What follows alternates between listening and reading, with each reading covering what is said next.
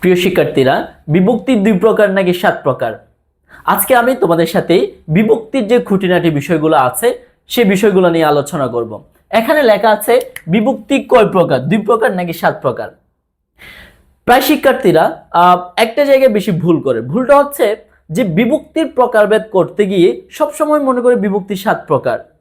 না, আসলে বিভক্তি কয় প্রকার আমরা এখন জানবো। খেয়াল করুন। তাহলে বিভক্তির যে প্রকার রয়েছে, বিভক্তি 7 প্রকার নয়, বিভক্তি হচ্ছে 2 প্রকার।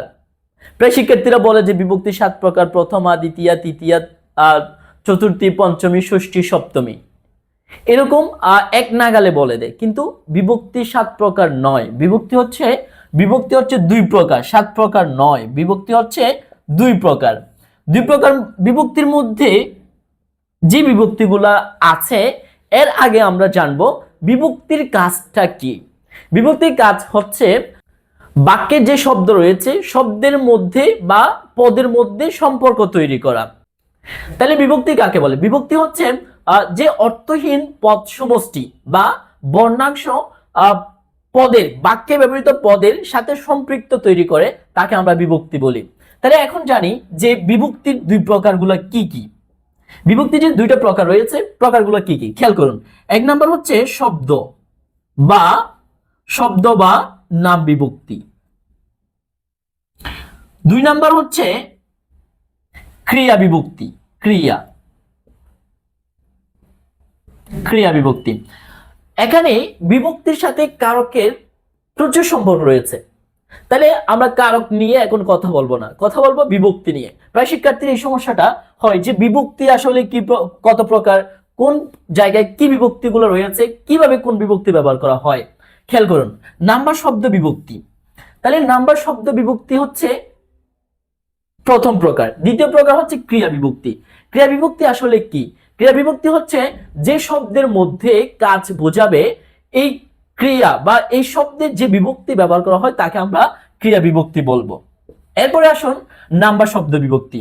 এই যে আমরা 7 প্রকারে এসেছিলাম বা আমরা যে 7 প্রকারগুলো জানি, এই 7 প্রকার হচ্ছে এখানে রয়েছে 7 প্রকার।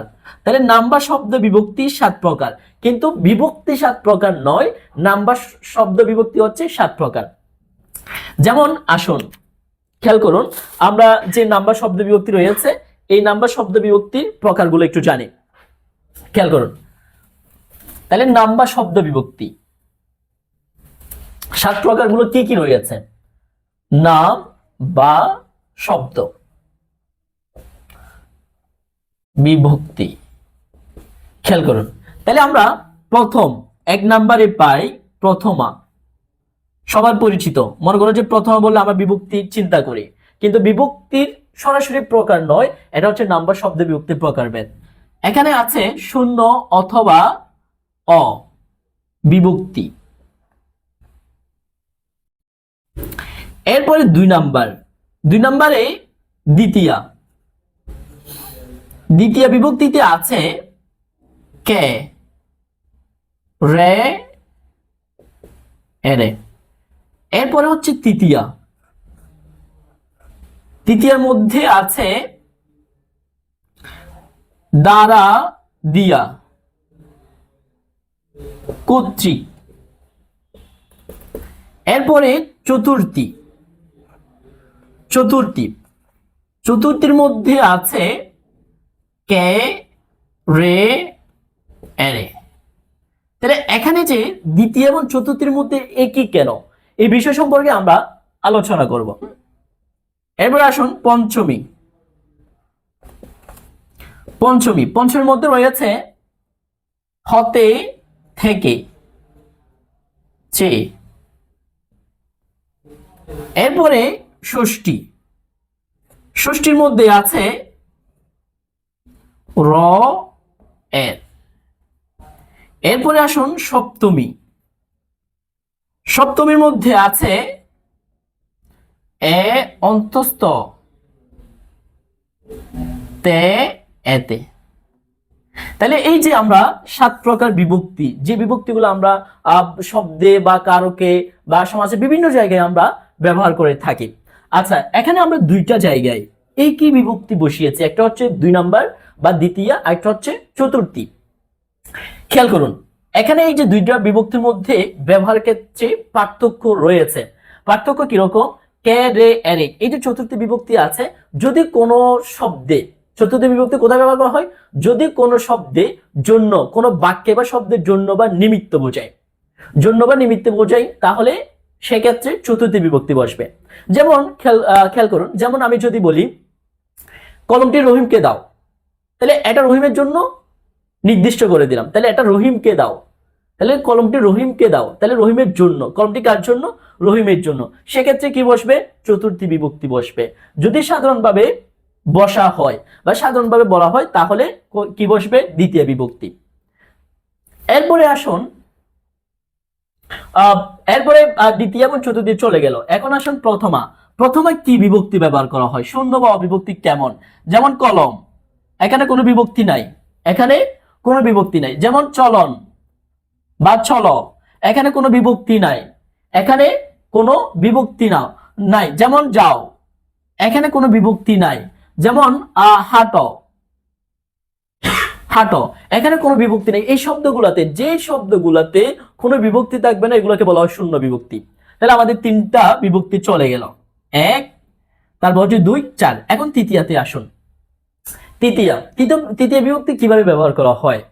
যেমন আমি যদি বলি যে আমাকে দিয়ে কাজটা করা সম্ভব, তাহলে আমাকে দিয়ে, এই যে দিয়ে রয়েছে, এই যে দিয়ে রয়েছে, এটা হচ্ছে তৃতীয় বিভক্তি।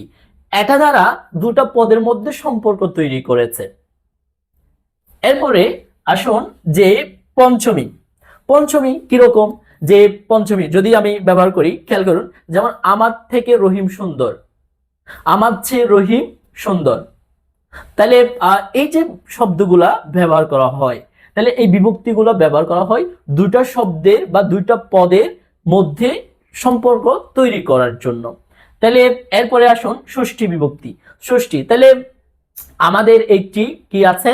ফুল গাছ আছে, এর যে আমাদের এর ব্যবহার করা হয়েছে, তাহলে এটা হচ্ছে ষষ্ঠী বিভক্তি।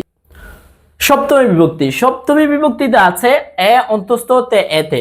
যদি বলা হয়, যদি কোনো শব্দে একার থাকে, তারপর হচ্ছে অন্তস্থ থাকে, তারপর হচ্ছে তে থাকে, তারপর হচ্ছে এতে থাকে, এই বর্ণগুলা থাকলে সে পদ কিংবা শব্দতে, সে বাক্যে কি হবে? সপ্তমী বিভক্তি হবে।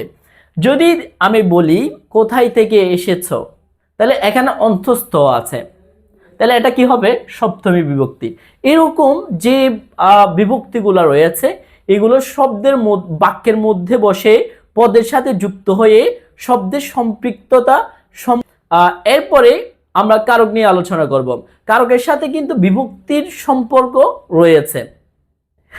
যদি ক্লাসটা ভালো লাগে অবশ্যই লাইক এবং শেয়ার দিবেন। ধন্যবাদ সবাইকে।